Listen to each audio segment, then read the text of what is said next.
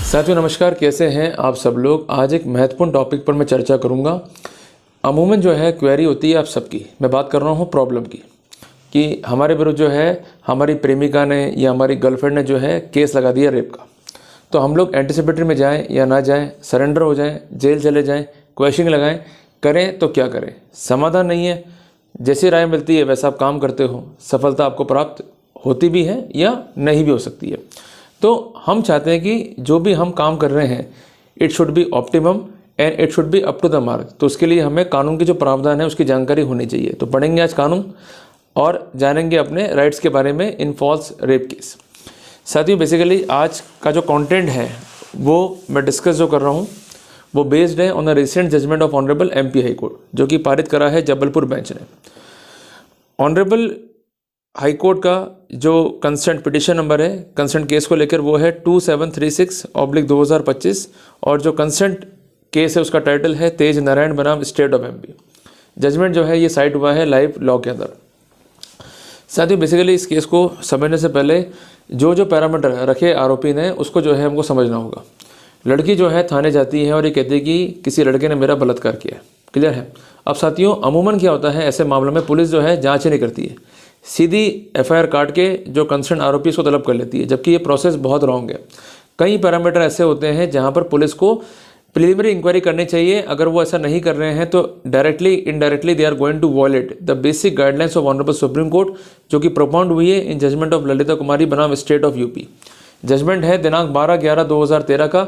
इसमें ये स्पष्ट किया गया है कि जब भी कोई मैटर रिपोर्ट हो रहा है तो आप उस मैटर की जो जेन्युइननेस है उसको चेक करो, जो एलिगेशंस हैं वो कितने करेक्ट हैं कितने इनकरेक्ट हैं उसको चेक करो, और इसके लिए हो सके तो इंक्वायरी होल्ड करो। अगर ऐसा नहीं कर रहे हैं तो basically we are going to launch a false case. ये गाइडलाइंस हैं, पर गाइडलाइंस कितने पुलिस वाले जो है फॉलो करते हैं। रिपोर्ट आ गई, मैडम को बैठाते हैं, चाय कॉफ़ी पिलाते हैं और तुरंत FIR काट के जो आरोपी उसको बुलवा लेते हैं। ये तो हमारे देश का सीन है और ये हो रहा है प्रैक्टिकली।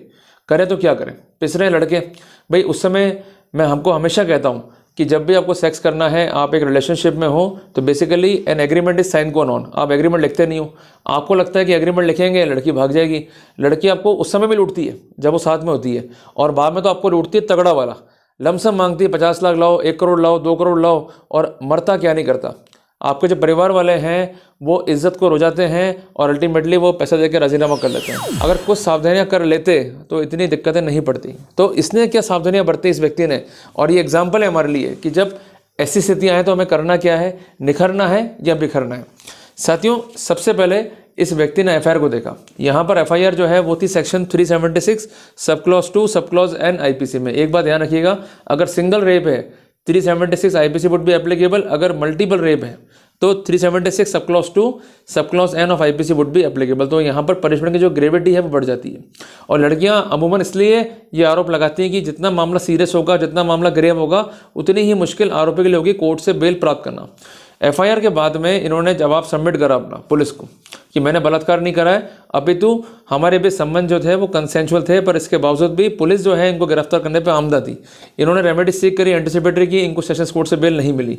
अल्टीमेटली ये पहुंच गए ऑनरेबल हाई कोर्ट में। और ये बात ध्यान रखिएगा कि प्रीवियसली हमारे देश में जो कानून था एंटीसिपेटरी बेल को लेकर वो था CRPC, code of criminal procedure, जिसके सेक्शन 438 के तहत हमें जो है एंटीसिपेटरी लगानी पड़ती थी। अभी हो गया BNSS, तो अभी हमें सेक्शन 482 BNSS के तहत जो है एंटीसिपेटरी का लाभ प्राप्त करना होता है। साथियों पहला तर्क ये था कि FIR जो है वो कॉन्कॉक्टेड है और अब्यूज ऑफ प्रोसेस है, क्योंकि कंसर्न प्रोसिक्यूटर्स ने एक सोची समझी साजिश के तहत केवल मात्र पैसा लूटने की नियत से, मुझे एक्सप्लॉइट करने की नियत से FIR को दर्ज कराया। इनका प्राइम अटैक क्या था कि जो एप्लीकांट है और जो विक्टिम है, जब ये इंसिडेंट हुआ दोनों ही मेजर थे। केस ये नहीं है कि विक्टिम माइनर थी या कंसर्न जो आरोपी है वो उस समय मेजर था। तो जब दोनों ही मेजर हैं तो इसका मतलब पॉक्सो एक्ट की एप्लीकेबिलिटी यहाँ पर नहीं होगी। दूसरी बात ये थी कि जो कंसर्न एप्लीकांट है, कंसर्न विक्टिम है, दोनों ही एजुकेटेड है, प्रोफेशनली क्वालिफाइड है और इंजीनियर है पेशे से। इनका ये भी कहना था कि हमारे बीच रिलेशनशिप है सन 2006 से, और इसके अलावा हमारे बीच कंसेंचुअल सेक्स है सन 2010 से 18 के बीच में। इनका कहना यह था कि मेरे पास पुख्ता प्रूफ है इस बात के जो इंडिकेट करते हैं कि we are having a consensual relationship. तो कोर्ट ने फैक्ट्स को सर्कमस्टेंस को देखते हुए इस पॉइंट को जो है आरोपी के पक्ष में जो है इंक्लाइन करा। इसके अलावा इनका कहना ये था कि ये जो कंसेंट एफआईआर है ये बेसिकली क्राइम का इंडिकेशन नहीं है, ये बल्कि इंडिकेशन है कंसेंट विक्टिम की रिवेंज का, कंसेंट विक्टिम की इगोस्टिक अप्रोच का। इनका कहना ये था कि हम साथ में रहे, सब कुछ ठीक रहा। 2018 में मेरा जो है ट्रांसफ़र हो गया बेंगलोर के अंदर, मैं अपना काम कर रहा था, तो अल्टीमेटली जो कंसर्न विक्टिम है वो चाह रही थी मुझ तक अप्रोच करना, जो मेरे लिए पॉसिबल नहीं था। जब कम्युनिकेशन सीज हुआ तो करीबन 6 साल बाद ये एफआईआर दर्ज हुई है 10/12/2024 को। ये एफआईआर दर्ज करवा के मुझे केवल हैरेस किया जा रहा है और बदनाम किया जा रहा है। इनका कहना यह था कि मेरे कोई क्रिमिनल एंटीसीडेंट नहीं है, मैंने कोई गलत काम नहीं करा है, और सेक्स जो है ये करना अपराध नहीं है अगर हम विद कंसेंट कर रहे हैं। तो कंसेंचुअल सेक्स थ्योरी पे जो है इन्होंने जोर दिया।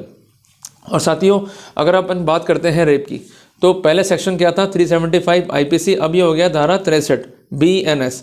बेसिकली रेप क्या है, बालत्संग क्या है कि फोर्सफुल आपने जो है सेक्स कर लिया, बेसिकली कंसेंट नहीं है उस महिला की, तो आपने उस महिला के साथ जो है इंटरकोर्स कर लिया, ये मोटा मोटा मतलब है। या उसकी विल नहीं है तो आपने जो है उसका इंटरकोर्स कर लिया, या उसकी विल है बट विल कैसे ली गई है, by putting her under fear और कॉर्शन। या इसके अलावा कोई व्यक्ति जिसमें वो इंटरेस्टेड है उसको जो है आपने अंडर फियर रखा, अल्टीमेटली उसके जरिए जो है आपने कंसेंट को ऑब्टेन कर लिया, या आपने उसको कर दिया इंटॉक्सिकेट। क्लियर है? तो ये मोटे मोटे किस्से हैं जिसके बारे में एक्ट जो है प्रावधान इनकॉर्पोरेट करता है। पर साथ ही साथ एक्ट में ये प्रक्रिया भी है कि अगर लंबे टाइम तक रिलेशनशिप है तो वहाँ पर रेप नहीं माना जाएगा। तो ये कंसेंट को जो है हम अज्यूम कर सकते हैं on the basis of facts and circumstances, और इस बारे में कई जजमेंट है ऑनरेबल सुप्रीम कोर्ट के। ये जरूरी नहीं कंसेंट जो है राइटिंग में हो, अगर कंसेंट जो है मौखिक भी है या ऐसे कॉन्डक्ट, ऐसी स्थितियाँ फाइल पर है जिससे कंसेंट के बारे में निष्कर्ष निकाल सकते हैं, तो वहाँ पर कंसेंट जो है मान ली जाएगी। मीन साथ साथ घूम रहे हैं, फोटो खिंचवा रहे हैं, और कई बार सीन ऐसे ही होते हैं कि स्थितियाँ इंटीमेसी की लड़की के फ़ोन में जो है कैद है, तो उसमें कोई बड़ी बात नहीं।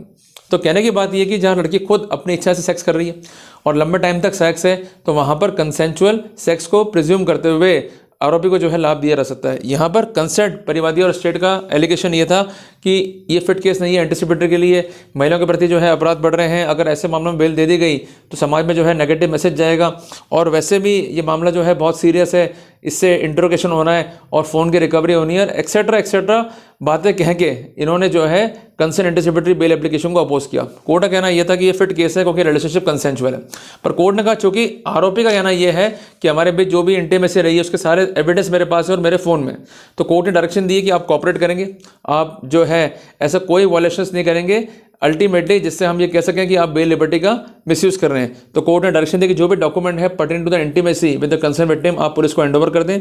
इसके अलावा आपका मोबाइल, लैपटॉप ये भी जो है आप हैंडओवर कर दें विद पासवर्ड, ताकि जो भी आपके पास प्रमाण है इंटीमेसी के या कंसेंचुअल सेक्स के या कंसेंचुअल रिलेशनशिप के, उस बारे में डाटा जो है पुलिस रिट्रीव कर सके, और उसके बाद मोबाइल जो है दोबारा अक्यूज को हैंडओवर कर दिया जाएगा।